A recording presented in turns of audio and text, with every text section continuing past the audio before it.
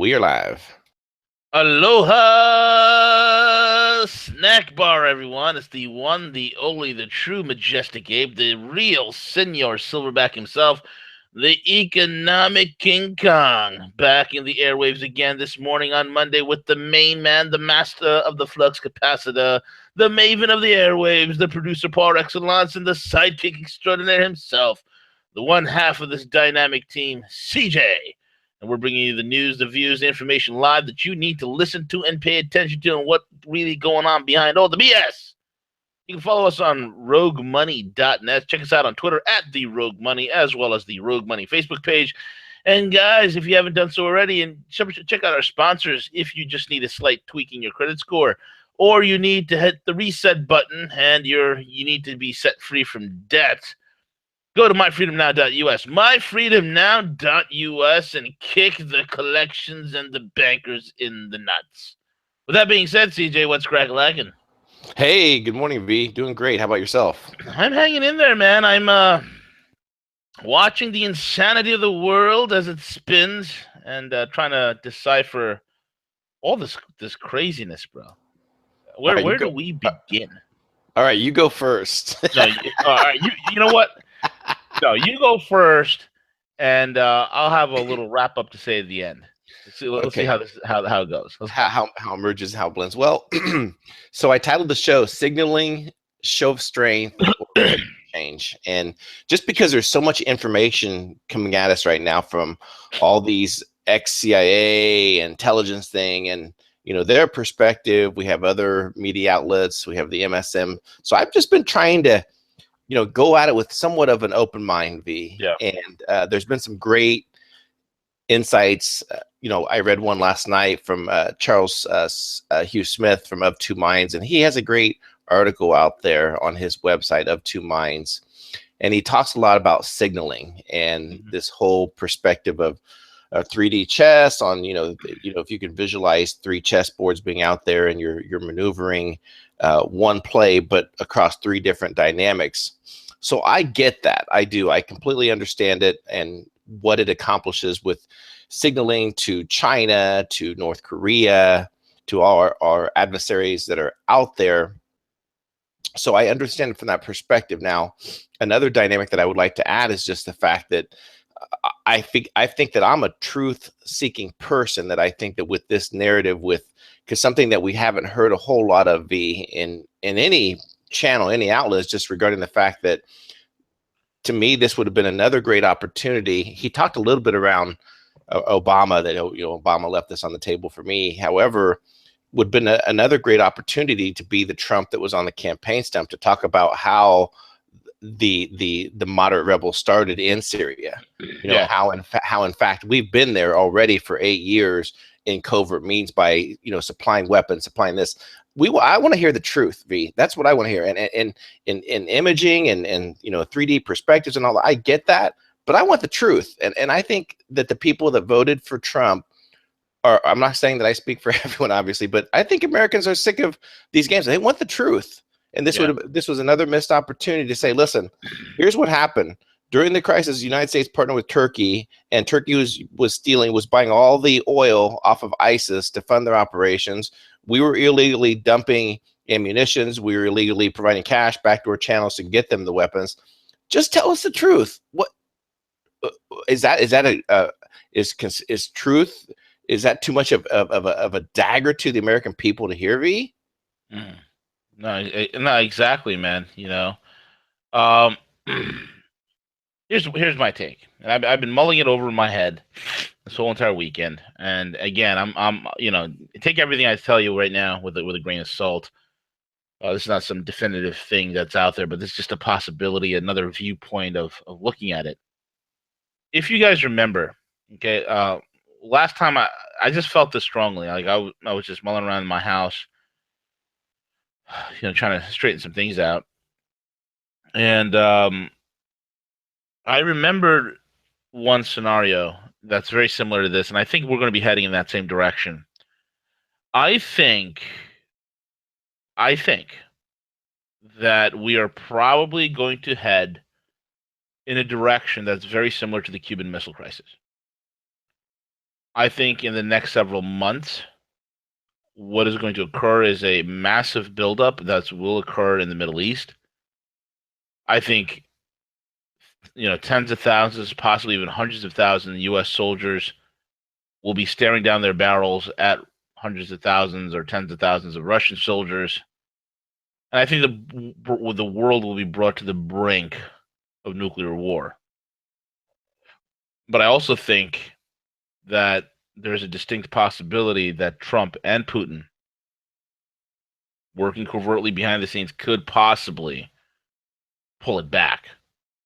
The reason why I brought up the Cuban Missile Crisis is this. If you look at what was happening here in the United States, you had the war hawks. I call them the chicken hawks, the L.L. Limentzers, the Robert McNamara's, the LBJs, and all sorts of characters that were both in Congress and the Senate that were beating the drums for war. They wanted war. They're the neocons of their time, CJ. They wanted war. They literally would have wet dreams and fantasies of destruction and war, and the world turned to ash. Khrushchev had the same characters in the USSR at that time, where they wanted a first strike at the United States. And both of these men were able to work together behind the scenes to defuse the entire thing. And then what occurred? What occurred right after the Cuban Missile Crisis, and when it ended, Kennedy and Khrushchev were heroes. Every single war hawk, every single senator, every single politician that was drumming for war looked like a global idiot. They were completely discredited. And then Kennedy was able to get much of his legislation through up until the point where he started signaling about abolishing the Federal Reserve and the CIA and casting them to the wind in 1,000 pieces. When he started going off in those two, tangents and started pursuing those two goals, he was met with a fate in Dealey Plaza. And Khrushchev, upon hearing the news of Kennedy's death, he wept for Kennedy. So this is a possible scenario. What's going on here? Is this a maneuver? And a lot of pundits are saying it to the point where it's almost unavoidable. Is this a point that this is a maneuver to expose these neocons, these neo-libs, and these chicken hawks? To expose the West as barren and bereft of any ideas whatsoever? Is this a move to show the world that those that have been pushing our nations to the brink the last several decades have nothing to offer the world, and we can finally identify who these characters are? And we've seen their names arise over and over again. That would be your Lindsey Grahams, your John McInsanes. That would be your Pelosi's, your Chuck E. Cheese Schumers of this world. That would be your Hillary Clintons. That would be your, all these other characters who have zero geostrategic intellect or know-how. Could it be a way to expose them and take their systems out? It is quite possibly true. But if we're going to go down that road, CJ, I think the next several weeks, the world and the markets will enter a state of confusion and tension, the likes of which we've never seen. That's my take on it. Yeah, very, very interesting. No, that's a lot of agree. You look at whenever JFK first took over, he gave the CIA the Bay of Pigs, right, with the takeover, and that didn't work out. That really backfired on him. But he said, "Okay, you guys had this planned out. Go ahead and try and see what happens." And then he was able to go through the entire, de-escalation in Cuba with the missile crisis, and then from that came they were actually talking about, bringing back the nuclear arsenal, which the neocons and everything were not happy about. Yeah. So that's very interesting. The other thing in terms of the signaling, the risk that I think that's out there is the base, the people that have supported Trump out there with playing these 3D chess games. Is there a risk of the people falling out, the people that supported to get him elected and losing that base?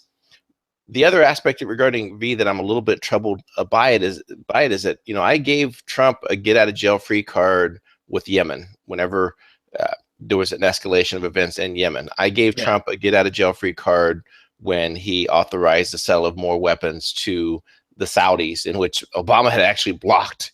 And Trump, okay, so now we look at it that, you know, again, in terms of if he can get more policy accomplished, but DC is so messed up right now in terms of even within the conservative party, you know, the conservative base, the Freedom Caucus, it's such a challenge to get that accomplished, you know, domestically, politically. And here, you know, once they come back from their 2-week recess, you know, they've got the whole debt ceiling right in front of them, and they have literally 3 or 4 days to get that resolved.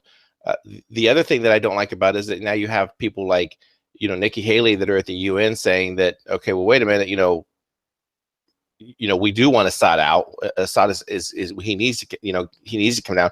Maybe he's playing that art of the deal and asking for the highest thing at the beginning, and then scales back to, okay, we need to have this, you know, break apart Syria, whatever they decide to do. So again, my perspective too, coming back to it, is that, you know, we have so many domestic issues, so many domestic policy issues, so many things that are broken here in the United States, of things that needs our attention. And not that I'm an isolationist, I don't think that we should just, you know, always look, you know, internally. But the people that are telling us these mixed messages and these mixed signals about everything going on are the same people that have kept us at war for the past, you know, 16 years. Mm-hmm. These are the same people that you know, if we are going to expose the neocons and these people, these are the same people that at one time, you know, arming Saddam Hussein against Iran was the right thing to do. These are the same people that in Afghanistan that, you know, that were arming Osama bin Laden, because at the time that was the right thing to do. So I guess time will play it out, and we have no choice but to, you know, to be optimistic, to continue observing, you know, that we have the whole entire peace movement now that is starting to come back to life in this country. It's kind of crazy because CNN, you know, at one time they used to be against war and everything, and now they're kind of promoting it. It's crazy. so there's so many different narratives and perspectives that are coming at us right now. Right. You know, so, you know, what's truth? You know, what is fiction? So it'll be very interesting to see, you know, how this plays out in terms of, you know, whether or not they're truly pushing for regime change there in Syria. Yeah. You know, two guys that I'm anxious to hear this week, especially, and for all the listeners that are tuning in, if there are two guys that I'm really anxious to hear about this, it would be London Paul today and then Harley on Thursday. Those would be the two guys that I'd like to have their ears and their perspectives on what's going on. I think it's going to flesh out a lot of what is happening, especially with the situation with the whole Syria Middle Eastern thing, because, you know, these guys will have the key intel. They got their fingers to the pulse, very, very close to, you know, what's going on. So I'm very, very anxious to see that. And especially Nikki Haley. Nikki Haley's an idiot. That what does that bimbo know? Now, was she put there for her stupidity? Was she put in that office because she's an idiot? We don't know. And you're right. Washington, D.C. is a lot more corrupt and a lot more convoluted, and it's become a much more metastasized tumor today than it was in Kennedy's day. You know, W said it best. You want to build a wall, build it around D.C. Build it around D.C. because that's where the virus is. That is the tumor that is affecting the entire country. Anyway, which brings us to McMaster's, bro. Yeah, very interesting. You know, a lot of intelligence were breaking, you know, over the weekend that perhaps that McMaster's maybe, you know, misleading Trump a little bit in some of the intelligence reports. Yeah. And again, this is all speculation. This is, you know, I haven't confirmed it in my readings. You know, however, you know, is he working with David Petraeus, who was convicted of mishandling, you know, documents? There's some intelligence leaks that are being reported, and this broke by Mike Cernovich, you know, an investigative reporter who broke this, that in fact that McMaster's is working with David Petraeus, and in fact that they perhaps are planning a full scale war in Syria. Yeah. You know, it's I mean, let's see what happens. My whole thing is this: look, McMaster was under the command of David McGregor, and Colonel David McGregor, was the guy that I was telling you guys about on Friday during the Friday morning show, as well as when Gus Demas came on. And if you guys haven't heard the Gus Demas interview, go back and listen to it. And also Dave from X22, when we spoke to Dave as well, I kind of on all three interviews I mentioned Colonel David McGregor. McGregor's the guy that McMaster served under. Okay, and one of the things that made McGregor the brilliant mind that he is that he was pushing the idea and letting the Pentagon know, hey, the way we fight war today, in the modern sense, in the 21st century, is obsolete. And if we were to go up against a technological peer, we will be annihilated. And of course, because this was a contradictory viewpoint that is so alien to much of the Pentagon brass, he was looked on. I mean, McGregor was looked on as some sort of a heretic. So, that being said, McMaster, if he's trying to do, we're going to have 150,000 troops on the ground in Syria. I mean, he should have learned heeded the warnings of his mentor and not commit to this. Now, is this actually going to happen? Are we getting to get a full-scale war in Syria, which would be the stupidest thing that could happen? And again, the question becomes, CJ, is this signaling, like what Charles Hugh Smith was talking about? Is this signaling? Is this, getting 150,000 U.S. troops to stare at 150,000 Russian troops across a imaginary line? Is that what this is coming to? Is it to the point where we are? I mean, there's an old saying, CJ, politics is theater for the profane. Is this some sort of convoluted kabuki theater of the profane, and we are all just going to be brought to the absolute terror of the potential for a World War III? That's the question. I think as the days fall off the calendar, we'll have a clearer and clearer idea. Okay, so let's see what happens, because the stupid Tomahawk missiles, I mean, apart from destroying people's vegetable gardens, hasn't done much of anything. So let's see. Yeah, and the last perspective that I'd like to add to this is just this whole cloud of our economic forecasting right now. Yeah. And I can't help but think that the escalation of events falls right back to the things that we covered in regards to, Russia going off the SWIFT, the gold settlement, the gold trade. And if you look, here over the weekend, fairly large retailer, primarily I think Midwest and East is, H.H. Gregg, closing their doors. Yep. And, they were electronics. Their specialized was they actually had, sales representatives who actually knew the product line to be able to help people navigate through. Best Buy tries, I think, a little bit getting better about that. So, and you take a look again that the job numbers for March, 98,000 jobs were added, and this is well short of expectations. You take a look at the Atlanta Fed with a forecasting model that GDP now for 2017 will be 0.6%. Yep. On an annualized basis. That means that for the the actual reporting is going to be that for the first and second quarter of 2017, GDP will actually be negative. Yep. You look at the automobile industry and what's happening with the automobile industry, the amount of corporate filings for bankruptcy right now. Forget about it. It's about to implode. It spiked 28% in March for commercial bankruptcy.